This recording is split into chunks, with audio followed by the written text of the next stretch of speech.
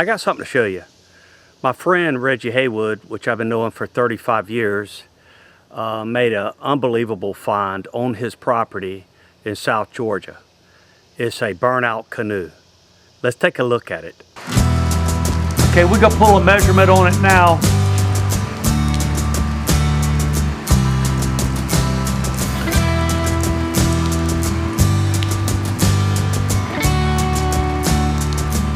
And it's 18.6 1/4 inch. 18 foot, 18.5 foot, a little over. And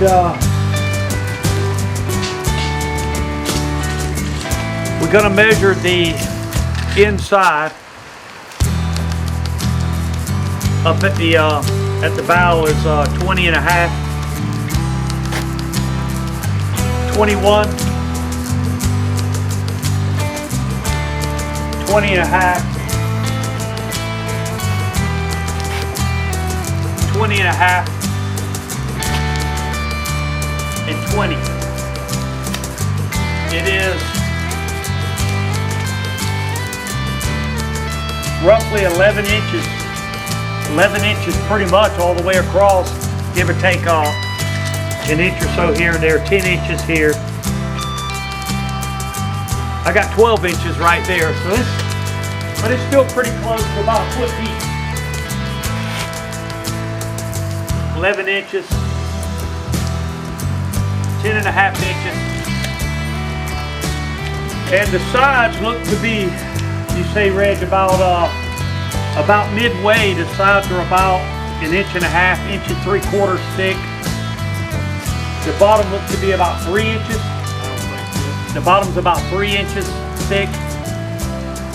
We've got a cutout here that's man-made, obviously, where they had a rope around the front of the boat and where they could tie it off. Got a hole here, which is a damage hole, and Reggie said they looked for this piece and couldn't find it, but it's just the center of the heart of the tree. This tree had to be really huge. The sides of the boat are completely flat, the bottom's flat, and you know the side it's carved out really well to have a lot of interior space. Rounded on the outside, but flat on the bottom. So, and the sides are really well tapered the way it comes up. So, this boat was built by people that knew what they were doing, and this appears to be cypress. Up and down the Mulgy River here, I would say this boat probably went all the way to the coast, from Oconee up Mulgy, Altamahaw, Mahoopee, all the way to the coast, all that river system. This boat probably traveled it, trading with the people on the coast for whatever items that they didn't have. You could load a lot of stuff in this boat and go downriver with it really easily. Well, Reggie, I appreciate you asking me to come. By the way, me and Reggie's been knowing each other for I don't know how long. How long, Reggie? At least 30 years. 30 years. Yeah. And he used to live real close to me. And he's got a really fine place up here, and I'm really glad that you asked me to come up and look at your boat. But a true southeastern dugout right here out of Cypress, and what a great specimen. I mean, it's something to look at. I get excited finding an arrowhead in the ground, finding something like this. I don't know. Reggie said he was jumping up and down when they found it, now imagine. And to pull it out of the ground and for it to be in such good shape, you probably need a highly qualified archaeologist to take a specialist to take a look at this thing, or maybe a carbon-14 test on the wood to actually get a precision date on this boat. But it's a burnout. I mean, it was burned out and scraped out and formed that way, so it could be very old, very, very old. Being embedded in the bank and being the wood that it is, cypress, is the only reason it's still here. Okay, I'm here on the Mulgy River at my friend's place, and we come to look at a dugout. And I had been here before, and I needed more opinions on this dugout, a little more expertise than what I possess. And I got in contact with the man here, Scott Jones. He come down from North Georgia. And Scott, would you introduce yourself and your background, please? My name's Scott Jones, and I'm an archaeologist, and my focus in archaeology is primitive skills and early technology. So I do front napping, stone tools, cordage fire, and that sort of thing as well. And Gerald, would you introduce yourself and your background? I'm Jared Wood. I'm an archaeologist as well. Mostly work down in the coastal plain, Georgia and surrounding states. I'm interested in basically everything prehistoric and historic fascinates me. All right, very good, fellas. Okay. Now you had a chance to look at what I thought was maybe a historic period Indian dugout, but maybe not. Maybe not. Maybe not. No. Historic period stuff, everybody was doing a lot of the same stuff on the frontier. It's like, Right. as I noted to some of our hosts here today, it's like trying to tell, the ethnicity or race of somebody by looking at their blue jeans. It's like everybody did the same thing, Right, across the board here in the backwoods. Best way to get a boat is to get yourself an adze and hew that rascal out, whether you were, black, African American, or white European folks, or Right. Native American. Right, right. So it could fall in any of those categories, Right. or could have been a mixed person. Sure. Yeah, absolutely. So, I don't know. but it was burnt out. Looks like it was burnt out. It shows two different techniques. There are metal tool marks, definitely an adze, and just I'm not a historic expert, but it just looks like from the tool marks that whoever made this craft understood how to use a foot adze. Such as you would use for making a log for a house or something like that. But it also shows signs of having fire having been used to aid and augment the shaping of the interior of this. So that shows somebody who knew a little bit about the use and utility of fire for these things, as well as the use of hand tools for making these things. Right, right. And that's what I missed, Yeah. to tell you the truth. And your opinion? I would agree with that. It's clearly historic, but assigning what group it came from is difficult at this point. It could have been any number of folks, and also age-wise, it's hard to say because they used those basic tools that were very functional for several hundred years. Right. So it could be, I don't know. I think any time in the last 400 years is fair game. Right. We'd really only know, I think, by doing comparisons with the styles of other canoes, other known dated canoes, or if we got a carbon date on the wood from this canoe itself, would help us narrow down the era when it was made and used. Right, yeah. And carbon 14 test is about $300. It depending on who you get the dates from, it could be anywhere from $300 to $600 to get those kind of dates. Yeah. Yep. Okay. That's kind of the low end for carbon dating. Yep.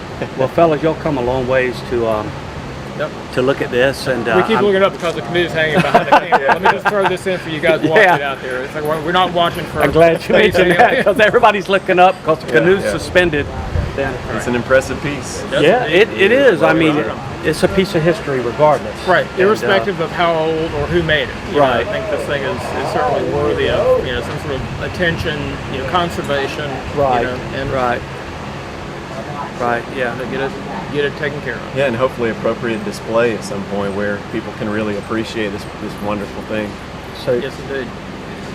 do you have somebody you can have a look at it, or do you need? I think we can reach out to some folks that we know in museum programs and see if anybody would have not only the space to house something like this and curate it properly. This is a 18 and a half foot 18 and a half canoe. foot, So it's yeah. a large piece, it's heavy, you need the right space to display it and exhibit it, and you'd also have hopefully the right person to have the long-term vision that it will work in that museum in perpetuity. Right, And it'll always be there for folks to Not see. get shoveled off to some warehouse somewhere. Right, where it's never dust. seen. Yep. Okay, Scott's got some wonderful books I bought, and I think you would learn a lot from them. This one is A View to the Past, Experience and Experimental Primitive Technology. Just fantastic stuff, beautiful books too. And then Postcards to the Past. And I encourage everybody out there that knows me to get some of these books from Scott. And Scott, where can we Where can we Well, purchase? you can get them from Amazon.com, of course, like everything else in the world these days. Okay. You can also get them from my website. I run a business called Media Prehistoria. You can throw that up on the screen at some point there. That would be helpful. We'll do that. Media Prehistoria, and you can order them off the website there. You have a link there to the publishing people for this, CreateSpace.com, which is an Amazon company. So if you get to my website, you're basically getting it from Amazon, or you can just go right to Amazon and fetch them up there. Or if you see me somewhere, I usually have a few copies. So I appreciate that. They're wonderful books. Like I say, they're very beautiful, very colorful, and just fantastic information in here. So I encourage you to get some of these books. Thank you. All right. Okay, the conclusion on the dugout. If that dugout goes back 400 years, which the archaeologist said it very well could, it could have very well been built by native people or mixed native people. I know they was native people in that region. Below the Altamaha was no law and no courts, in the mid 1800s. So,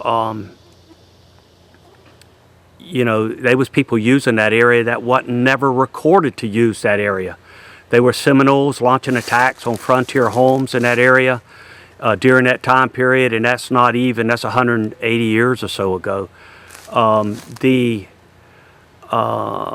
There was people of native ancestry from the coastal plains of North Carolina that moved down into this region that probably retained knowledge on building dugouts, because I know for certain they retained knowledge on blowgun and building bows, and were filmed using them as late as the early 1900s when both of my grandfathers were living. My grandfather knew how to make a bow. He come from those people. Some of his family, 2 lines of his family come from those people and tested Native American. And they moved back into this region. Did they bring that kind of knowledge with them? They could have absolutely brought that kind of knowledge with them, because I know he had some knowledge, from his ancestors. You can go on YouTube and watch Catawba people shooting blowguns and bows and arrows, and it was filmed. So, back 170 or 80 years ago, could somebody understand how to fell a tree and burn out a canoe? Absolutely. Could Europeans or Africans copy the same technology and put their little bit of twist on it? Absolutely. So, and all those people were in the region. So wow, it's a mystery. It would be really interesting if the canoe could talk. But it's like picking up an arrowhead, that's the fascinating part of it. I've never picked up an arrowhead, another type of artifact, and looked at it and said, wow, I wonder what the man looked like, how old was he, what did he use it for? And this burnout's the same way. You just imagine who made it. What did they use it for? You can almost see them float down the Mulgee River, headed to the coast with some deer skins or something, with the boat loaded with deer skins. We just don't know. Amazing history. And thanks, Reggie, for bringing us down, showing us your artifact, and I hope you find out and solve the mystery.